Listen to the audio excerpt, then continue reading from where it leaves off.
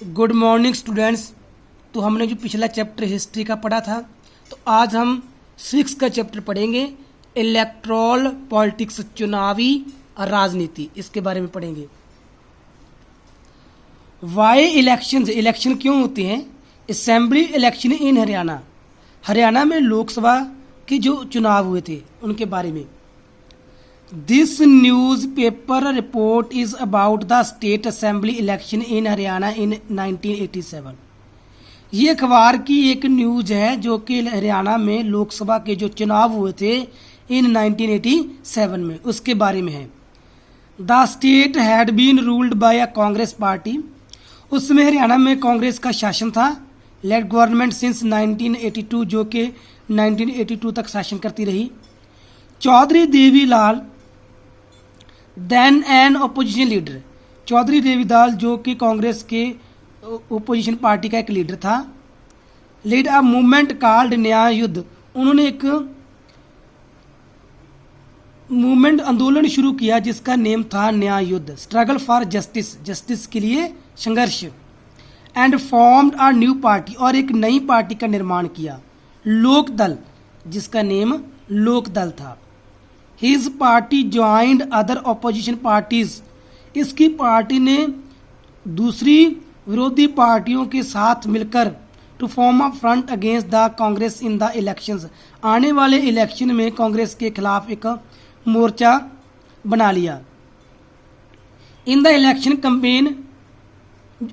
Campaign में Devilal said, Devilal ने यह प्रचार किया that if his party won the election, अगर उसकी पार्टी चुनाव जीतेगी, his government would wave the loans farmers and small businessman, तो जो उनकी पार्टी अगर इस इलेक्शन में जीतेगी तो वो जो लोन्स हैं किसानों के और बिजनेसमैनों के जो कर्जा है वो सब माफ़ कर देगी। He promised that would be the first action of his government, ये उसका वादा था कि ये पहली बार सरकार में ऐसा होगा।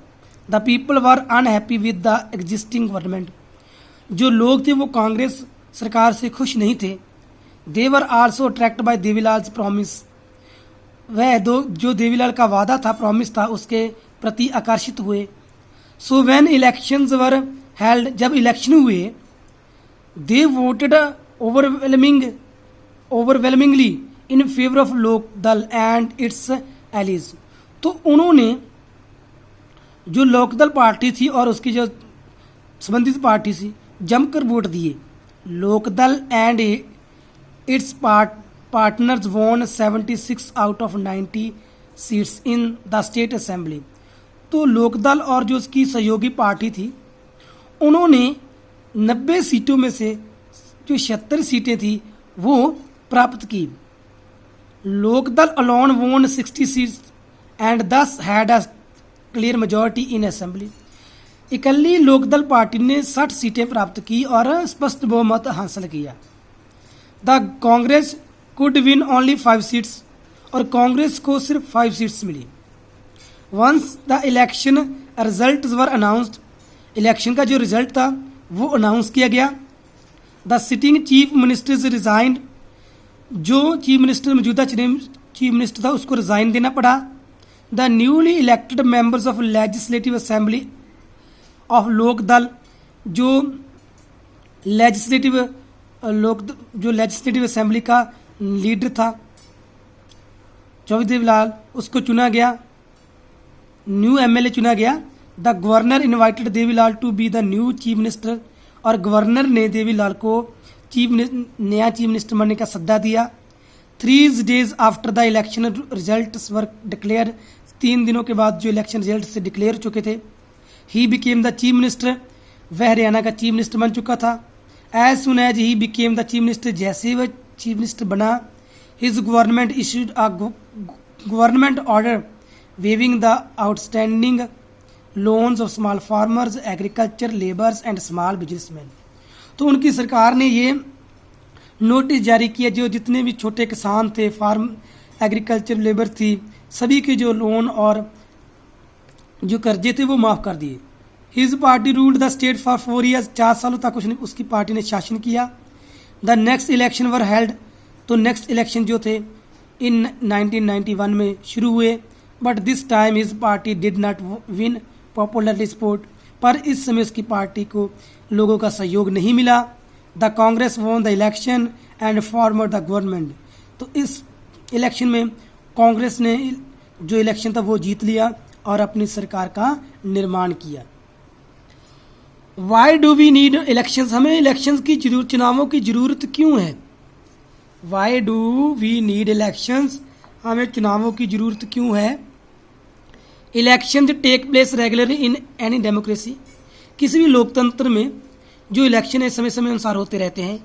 We noted in chapter 1 that there are more than 100 countries in the world in which election take place to choose people's representatives.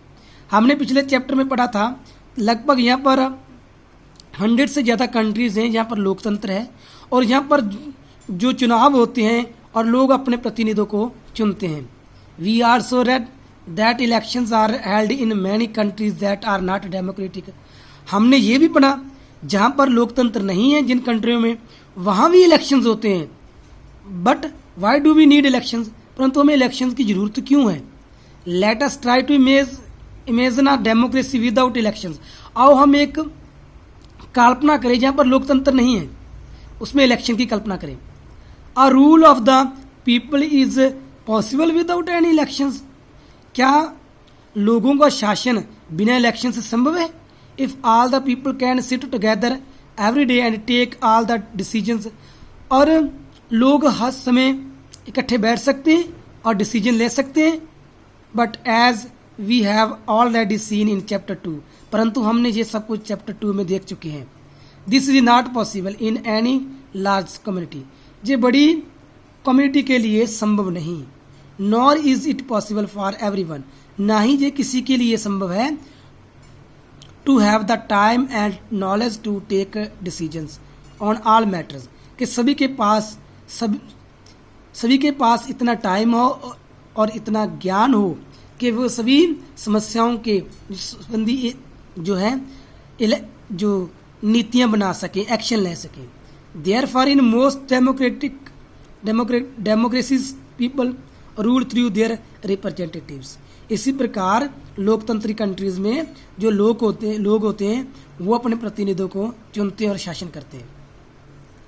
Is there a democratic way of selecting representative without elections, बिना election से प्रतिनिधियों को चुनना क्या एक democratic way है? Let us think of a place where representatives are selected on the basis of age and experience. हम एक एग्जांपल लेते हैं जहां पर लोगों को, प्रतिनिधियों को एज के आधार पर और एक्सपीरियंस के आधार पर चुना जाता हो, और a place where they are chosen on the basis of education और नॉलेज, और कोई ऐसी जगह जहां पर उनको एजुकेशन और एक्सपीरियंस के अकॉर्डिंग चुना जा सका हो। There could be some difficulties in deciding on who is more experienced और नॉलेजेबल, तो यहाँ पर ये समस्या आएगी ये जांचने में, ये डिसाइड करने में कौन ज़्यादा पढ़ा लिखा है और किसको ज़्यादा एक्सपीरियंस है। बट लेट अस से the people can resolve these difficulties, पर हम देखेंगे क्या ये लोग इन समस्याओं को हल कर सकते हैं। Clearly such a place does not require elections, क्या यह इस प्लेस में जो इलेक्शन की जरूरत नहीं पड़ती। But can we call this place a democracy, क्या हम इस जगह को डेमोक्रेसी कहेंगे? How do we find out if the people like their representatives और नॉट, हमें कैसे पता चलेगा कि जो लोग हैं अपने प्रतिनिधियों को पसंद करते हैं या नहीं करते? लाइक देयर रिप्रेजेंटेटिव्स, और अच्छा, how do we ensure that these representatives rule as per as the wishes of the people, हमें कैसे पता चलेगा कि ये जो चुने प्रतिनिधि हैं वो लोगों की इच्छा अनुसार शासन करते हैं?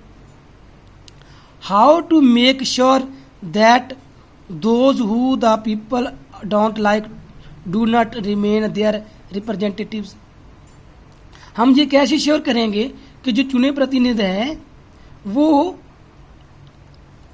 जो लोग उनको पसंद नहीं करते क्या वो अपने ओहदे पर रहते हैं या नहीं रहते। तो दिस रिक्वायर्स अ मैकेनिज्म, तो इसके लिए एक मैकेनिज्म योजनाबंद की जरूरत है, by which people can choose their representatives, जिसमें लोग अपने प्रतिनिधियों को चुन सकते हो। Regular intervals and change them if they wish to do so, अगर वह उनको पसंद ना करे तो उनको हटा भी सकते हो। इस प्रकार की एक योजना की जरूरत है। This mechanism is called election, और इस योजनाबंद को ही जो इलेक्शन कहा जाता है। Therefore elections are considered essential in our times for any representative democracy. इस प्रकार जो इलेक्शंस हैं वो किसी भी लोकतंत्री कंट्री के लिए बहुत ज़्यादा जरूरी है। Thanks, have a nice day.